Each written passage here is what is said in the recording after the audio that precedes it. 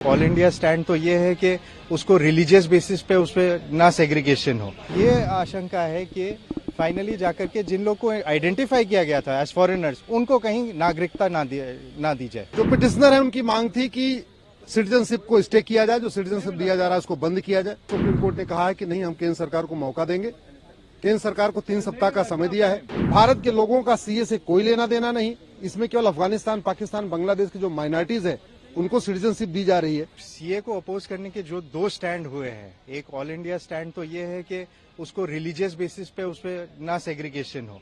हमारा वैसे भी जो संविधान बताती है कि सबको ही इक्वल राइट्स है, सबको बराबरी का हक है, तो वैसे ही फॉरेनर्स के साथ भी वैसे ही ट्रीटमेंट होनी चाहिए। किसी को स्पेशल ट्रीटमेंट क्यों होनी चाहिए। रही बात असम की और खासतौर से असम और त्रिपुरा की, क्योंकि असम में माननीय सर्वोच्च न्यायालय ने खुद से एनआरसी एक्सरसाइज करवाई थी और वो एनआरसी एक्सरसाइज के बदौलत असम में एक फिक्स रजिस्टर बन चुकी थी of citizens, of list of citizens and list of indigenous people. So उसमें इमिग्रेंट्स आइडेंटिफाई हुए थे 19 से 20 लाख के करीबन।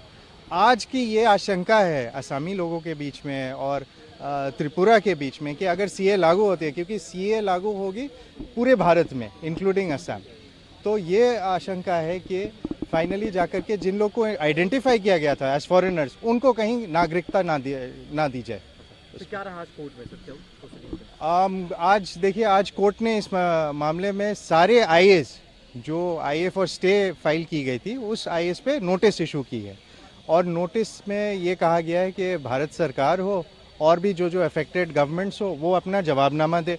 साथों साथ 2 नोडल काउंसिल्स अपॉइंट किए गए हैं जिसके समक्ष आप अपने रिटर्न सबमिशंस वगैरह देंगे और जिसके बाद में 9 अप्रैल को सुनवाई होगी आईए ऑन स्टे को लेकर के। सुप्रीम कोर्ट में सीए कानून के खिलाफ कुल 236 पीआईएल फाइल हुई है।